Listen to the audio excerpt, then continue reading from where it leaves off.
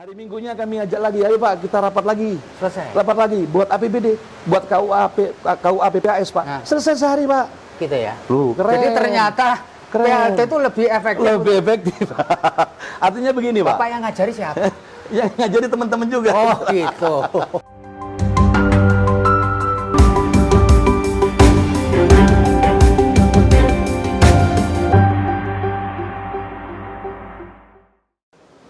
Assalamualaikum warahmatullahi wabarakatuh. Salam damai sejahtera buat kita semua. Om Swastiastu, Namo Buddhaya, dan salam kebajikan. Bertemu lagi dengan saya, Feby Mahendra Putra, Direktur Pemberitaan Tribun Network. Kali ini saya berada di Pendopo, Kabupaten Jember, Jawa Timur.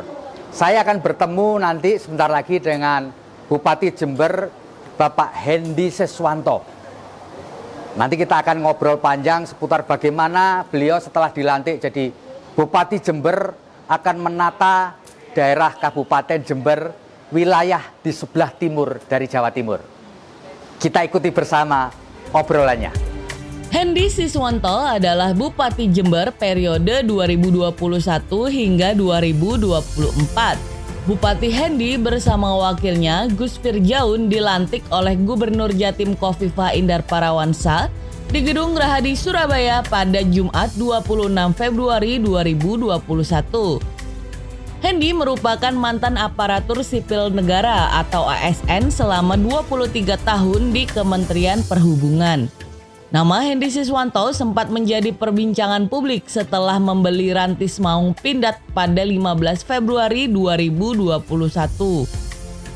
Mobil tersebut dikirimkan ke Hendy Siswanto Center atau HSC, posko milik Hendy Siswanto, dan dibanderol sekitar 600 juta rupiah. Mobil keluaran PT Pindad berjenis Maung itu akan dipakai Hendy sebagai kendaraan operasionalnya. Simak perbincangan lengkapnya bersama News Director Tribun Network Feby Mahendra Putra dan Bupati Jember Hendy Siswanto. Assalamualaikum warahmatullahi wabarakatuh, Pak Bupati. Waalaikumsalam warahmatullahi wabarakatuh. Apa kabar Pak Feby? Baik Pak Bupati. Pak Bupati sehat kan? Alhamdulillah.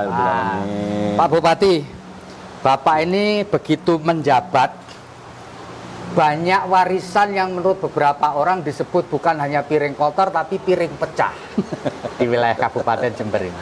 Benarkah demikian Pak Bupati? Kalau piring pecah, lem aja. Jadi gini Pak Feby, Ya. jadi terus terang saja begitu kami menjabat, kami dilantik itu tanggal 26. Ya. Terus kami serah terima jabatan itu tanggal 3 Maret. Ya. Jadi hari ini hari yang ke-31. Baru 31 hari kami bekerja, dan menurut informasi teman-teman dan saya juga dengar informasi bahwa Jember memang banyak sedikit persoalan. Ya. Soalan, namun alhamdulillah saya melihat persoalan itu biasa lah, ini bagian dari perjalanan. Dari perjalanan orang ingin makmur, ingin sejahtera, pasti ada cobaan-cobaan, itu begitu saja. Ya, Pak Hendy, saya mendengar dan saya membaca di banyak media bahwa Jember ini masalah utamanya adalah ketiadaan perda mengenai APBD. Ya. Baik 2019, 2020 maupun 2021. Ya. Apa sih Pak maknanya ketiadaan perda mengenai APBD terhadap pembangunan di sebuah daerah? Jadi maknanya ya sangat tinggi sekali. Karena apa? Karena memang APBD itu bagian urat nadi, urat nadi dari proses pembangunan. Jadi sama dengan kita punya rumah tangga tapi nggak ada duit, ya mau apa kita? Mau apa kita? Nggak mungkin bisa melakukan kreativitas apapun, punya program apapun, nggak bisa. Jadi urat nadi Pak, urat nadi dari satu pembangunan. Nah, kenapa itu kok sampai terjadi seperti itu?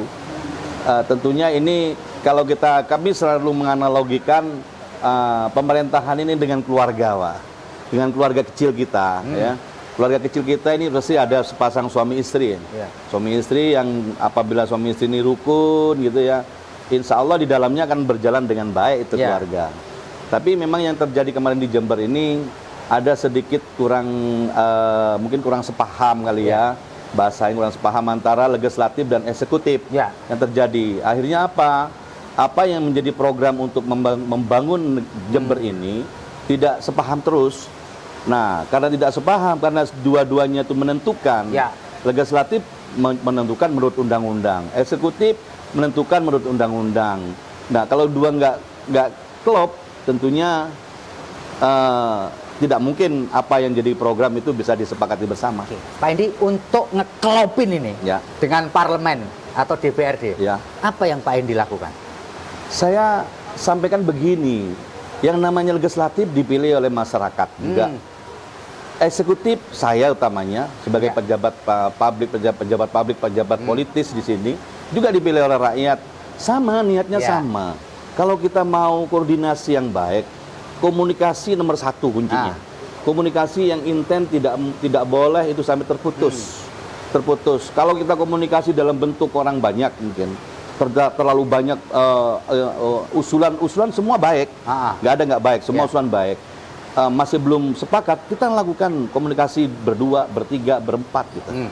Sampai begitu sudah nampak sudah mulai nampak bagus, kita kumpul kembali.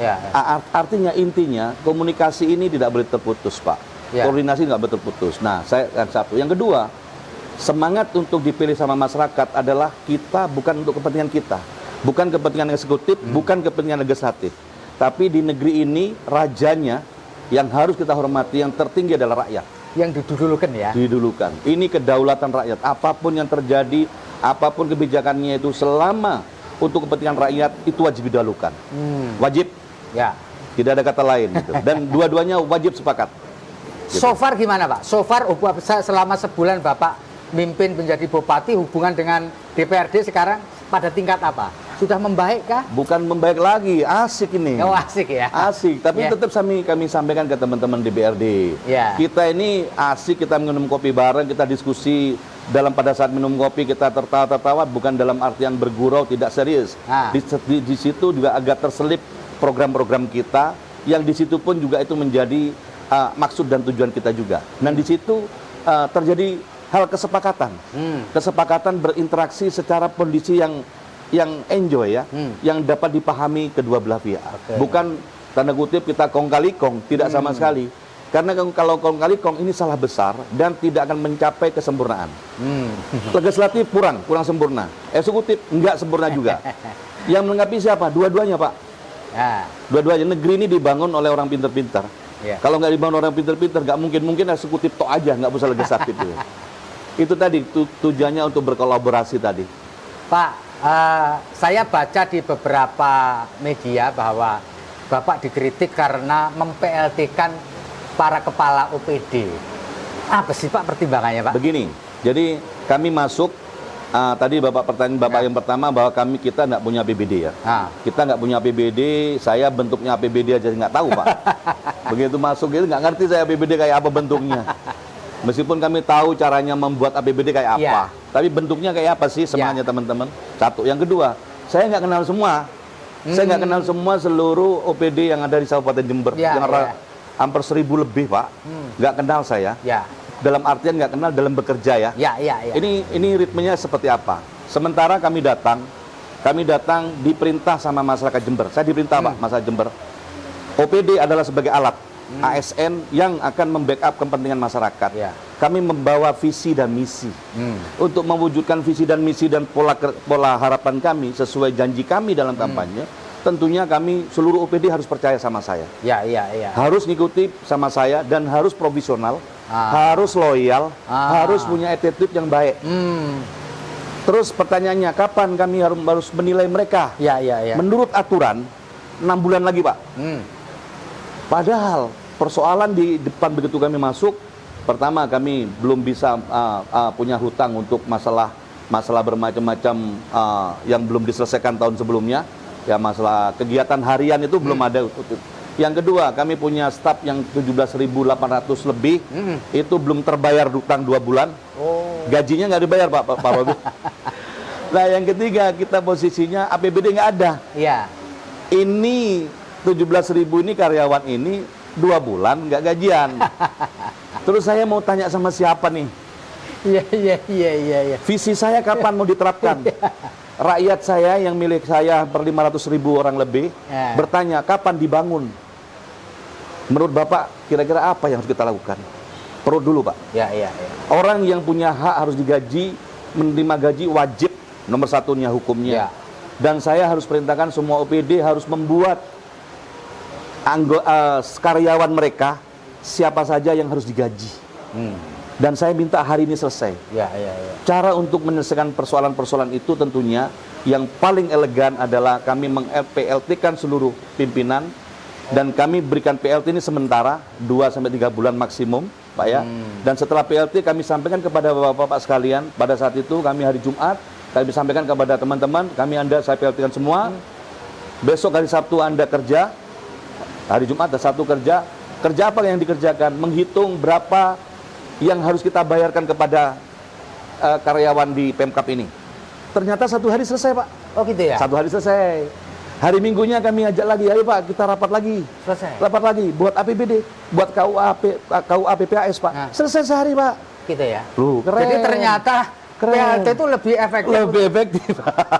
Artinya begini Pak. Bapak yang ngajari siapa? Yang ngajari teman-teman juga. Oh gitu. Jadi artinya gini Pak, kami tidak ada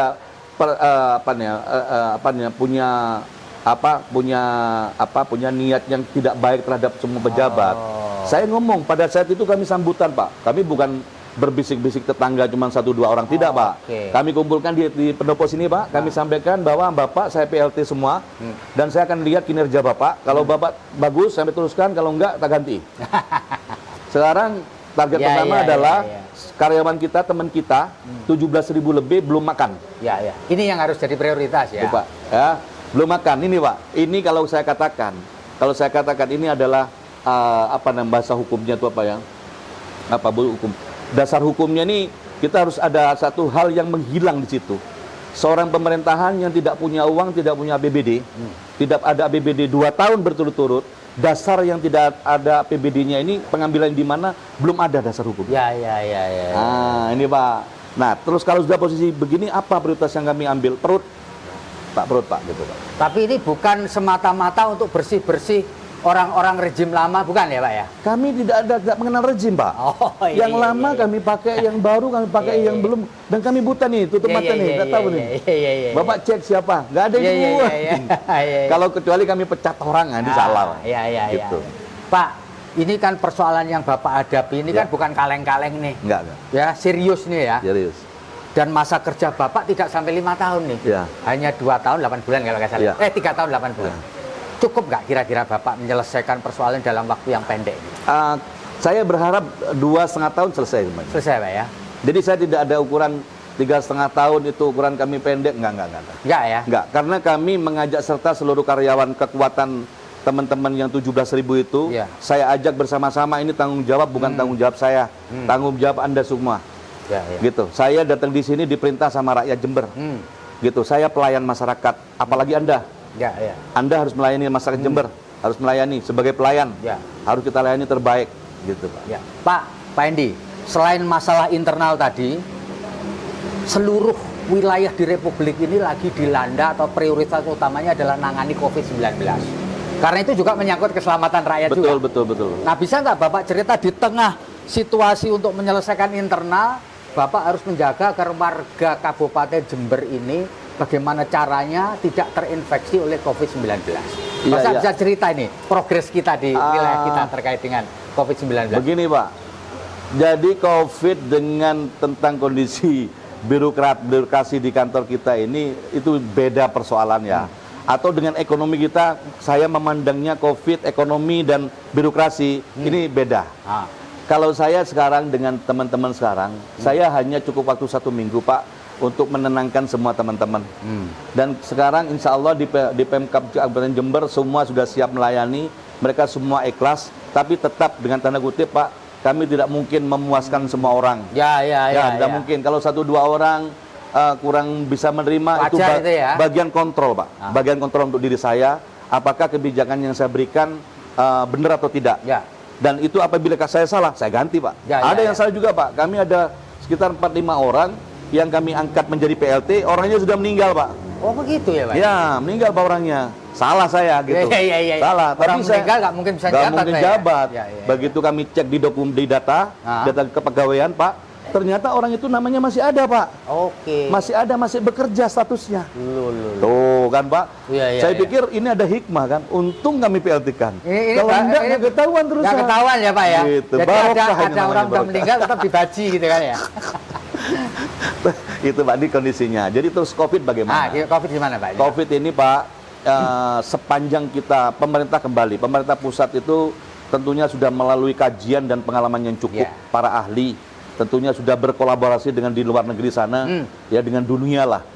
Kebijakan pemerintah pusat wajib kita ikuti, prokes harus kita ikuti. Itu kalau saya katakan begini, Pak, COVID itu seperti ini tandanya, Pak. Oh gitu ya? Ya, jadi kalau ini hablum minan nas nih, Pak. Ikhtiar, Pak. Ikhtiarnya itu 5M. Satu, menjaga jarak, pakai masker, cuci tangan, menjaga jarak, menjauhi kerumunan, terus mengurangi mobilisasi. 5M. Lakukan, ini hablum minan nas, Pak. Ikhtiar. Vaksin. Vaksin. Kami sudah divaksin 2 kali, sudah vaksin. Ternyata Jember drop sudah langsung posisinya kuning dan banyak hijau sudah sekarang. Dan ini ya ke atas, Pak. Hablum minallah, Pak. Kepada Gusti Allah, Pak. Karena COVID ini datangnya bukan dari siapa-siapa. Ini makhluk juga. Makhluk dari sana. Kita wajib berdoa, Pak. Sudah. Kalau ini sudah dijalankan, bekerja saja, Pak, ekonominya. Nggak usah takut di rumah, takut ada COVID. Kenapa? Tetap bekerja. Tapi begitu keluar dari rumah kita harus hati-hati dengan 5M tadi. Gitu loh, Pak. Makanya saya katakan ini hal yang berbeda gitu loh, Pak. Tergantung dengan semangat kita, kehati-hatian kita, waspada. Sebelumnya kita hidup normal, sekarang dengan new normal. Yang tidak pernah kita biasa seperti itu. Pak Edi, kalau dihitung-hitung gitu, target vaksinasi di wilayah Kabupaten Jember ini berapa? Dan yang sudah tervaksin itu berapa persen dari ini? Sekarang yang tervaksin di Jember ini sudah mencapai lebih kurang 20-30%, Pak. 20-30% ya? Nanti di tahap kedua nanti insya Allah bulan Juni, kita mungkin dapat menerima, mudah-mudahan dapat segera dapat dari pusat, Pak. Karena vaksin pemerintah pusat kemarin dari Bapak Presiden sendiri menyampaikan alangkah beratnya pada saat kami ikut apkasi, vaksin itu juga sedikit, yang kita pesennya banyak, 25 juta, yang datang cuma 6 juta, 7 juta dibagi se-Indonesia ini, Pak. Alangkah berat memang perintah kita. Dan kami memang ada sesuai program, Jember akan mendapatkan 1.400.000, Pak. 1.400.000 dosis ya? Dosis, itu artinya untuk 700, Pak. Untuk 700.000. Karena 2 kali kan? Ya, 700.000 orang. Gitu, Pak. Pak, Anda kan sudah divaksin 2 kali tadi, Pak. Tahu dampaknya nggak? Pernah merasakan ngantuk kayak atau apa gitu? Nggak, semakin seneng kerja, Pak. Oh gitu ya, Pak ya? Mau jadi strong nih, Pak. Tapi tetap, Pak, kami pakai tetap BPD. Yakin, Pak, ini. Dan kami yakin dengan vaksin ini, saya harap ini mudah-mudahan cepat datang, Pak, vaksin. Saya akan berikan semua masyarakat Jember harus vaksin semuanya. Mudah-mudahan ini, Pak. Gitu, Pak. Pak, ada nggak, Pak, ketika 1 bulan Bapak ini menjabat ini, orang yang nggak mau divaksin di wilayah Kabupaten Jember ada nggak? Yang satu orang, Pak. Satu orang, mereka karena takut, Pak. Dan menangis-nangis, Pak, karena takut suntik. Takut suntik, Pak. Orangnya gagah, tapi takut suntik, Pak. Oh gitu. Jadi laporannya cuma 1 orang. 1 orang, Pak. Dan mudah-mudahan kita akan rayu karena dia suka di pasar, ini orang pasar, Pak. Suka orang di pasar. yang berhubungan dengan di pasar. Dia takut sengaja sampai menangis-nangis. Nanti akan kami rayu pelan-pelan gitu, Pak. Itu, Pak. Pak, kalau menurut data konon bahwa tingkat atau pertumbuhan ekonomi di Kabupaten Jember ini masih negatif ya. Minus 2,98. Masih minus 2,98 ya.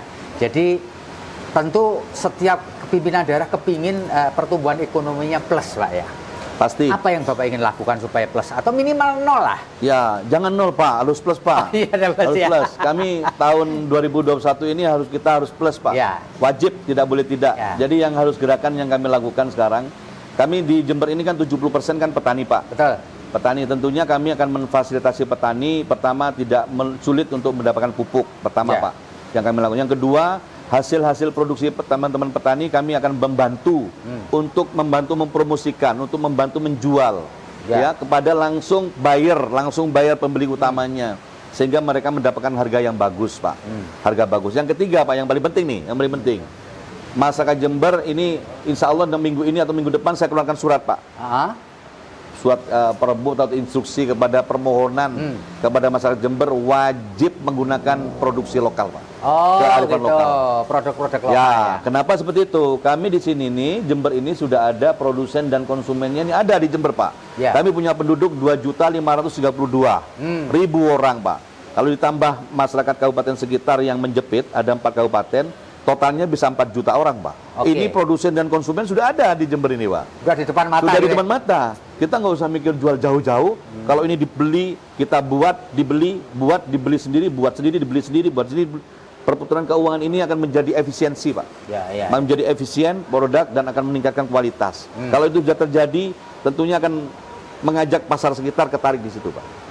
Ya. Itu ya upaya untuk meningkatkan pertumbuhan ekonomi. Ya.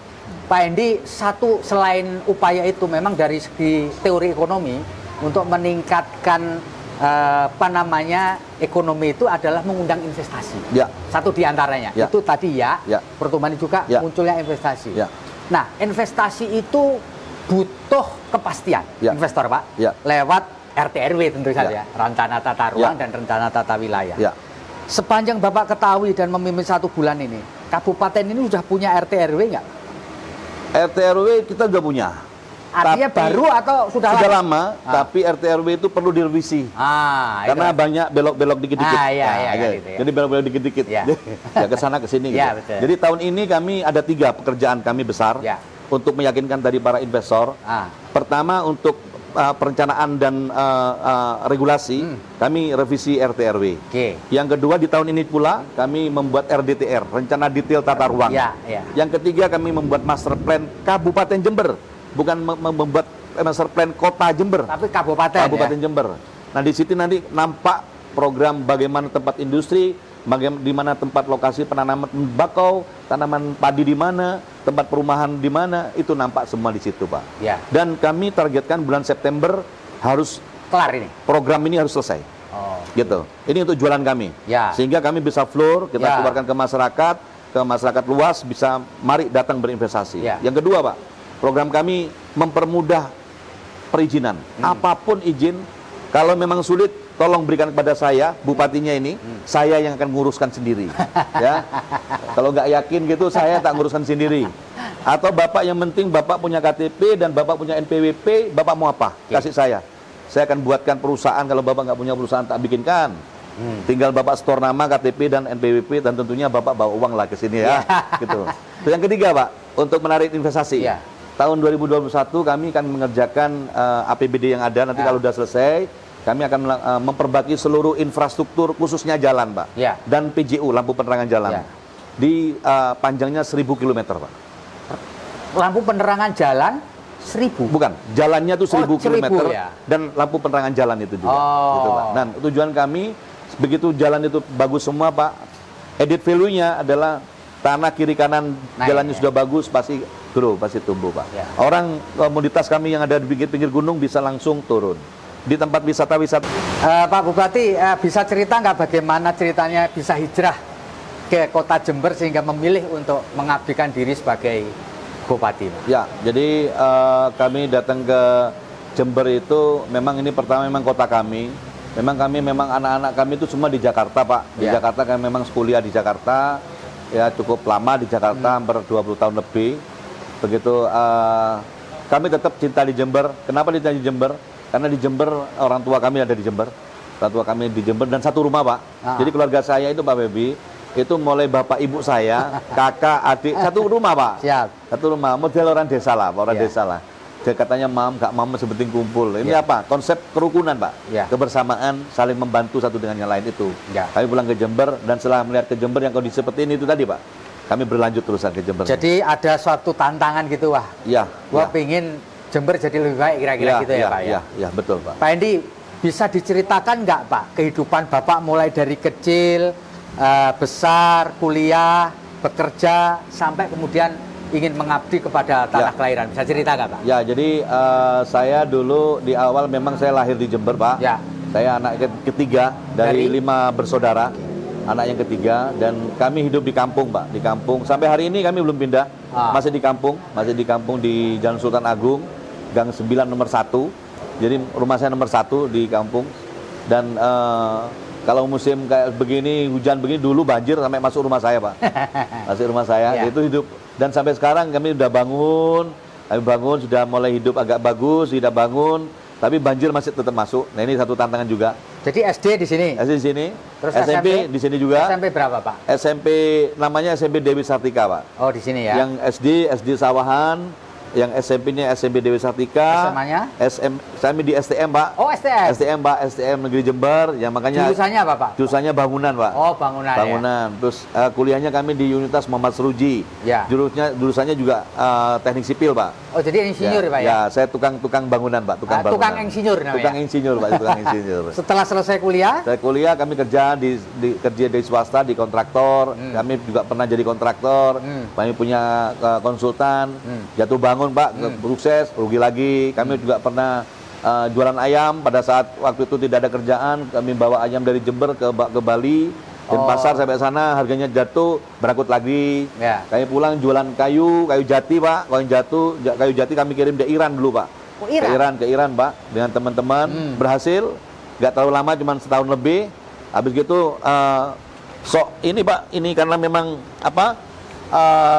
kami melihatnya itu di menjual kayu kok bagus sekali. Nah, kami beli bukit, beli bukit, kayu jatinya saya beli, Pak. Setelah itu kita beli hari ini, besok kita tinggal pulang, besok lusanya balik lagi, kayunya sudah habis semua, bangkrut lagi, dijarah orang, bangkrut lagi. Jadi kami sudah biasa bangkrut dan biasa berhasil juga pernah. Yeah.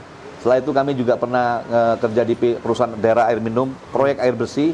Kami yang memasang di jalan raya Kabupaten Jember ini, Pak, di kota, yang memasang pipanya itu saya, Pak. Oh. Bukan saya sebagai kontraktor, bukan sebagai pelaksana, tapi saya sebagai tukang, Pak. Oh. Kami memasang pipa sendiri di dalam saluran air. Yang masang saya sendiri, Pak. Ya. Gitu. Jadi tukang pasang pipa. Ya. Gitu. Jadi kami bekerja seperti itu, Pak. Jadi naik turun.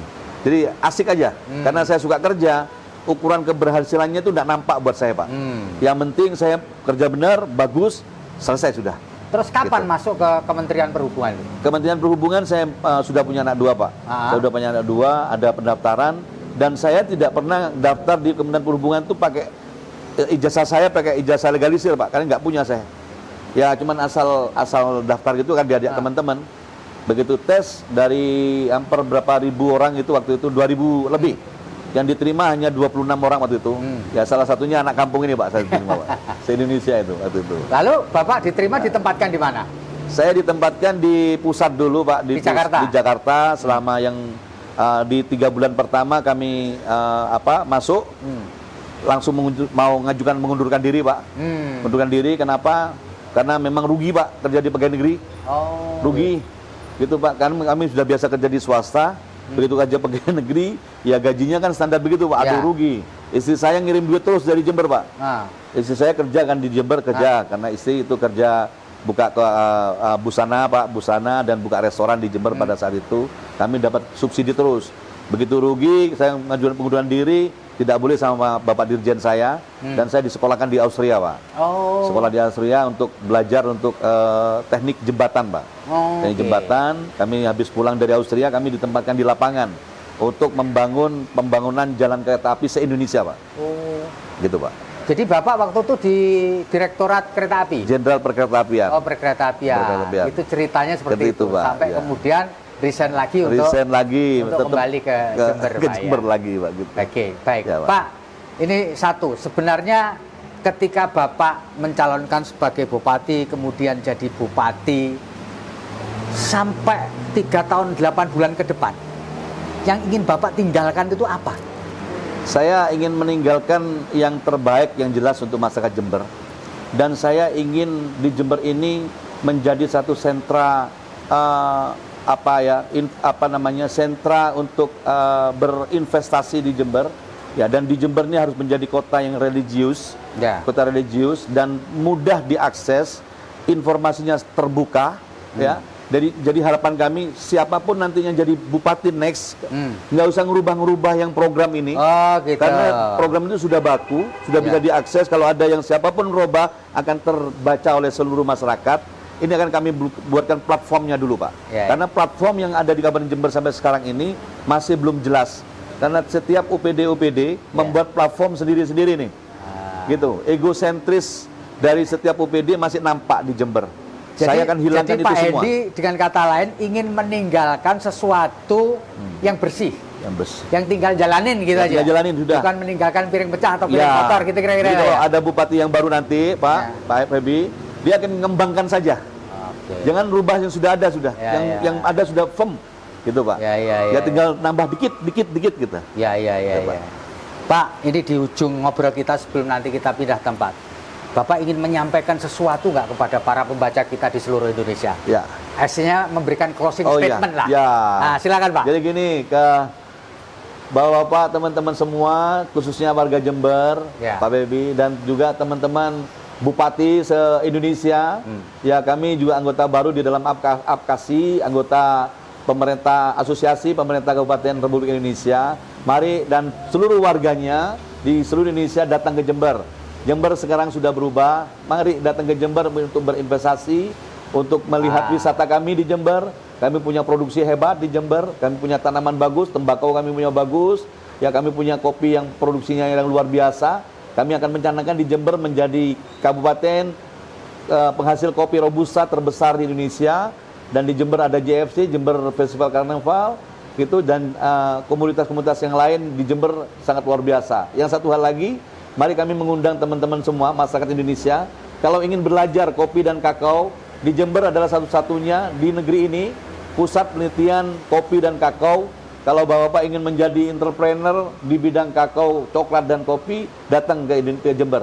Kami akan membuat Bapak puas dan membuat teman-teman semua bisa berinovasi lebih untuk komunitas kopi dan kakao. Oke, Tribuners, itu tadi closing statement dari Pak Bupati. Nanti kita akan lanjutin pada sequel lain di tempat terpisah.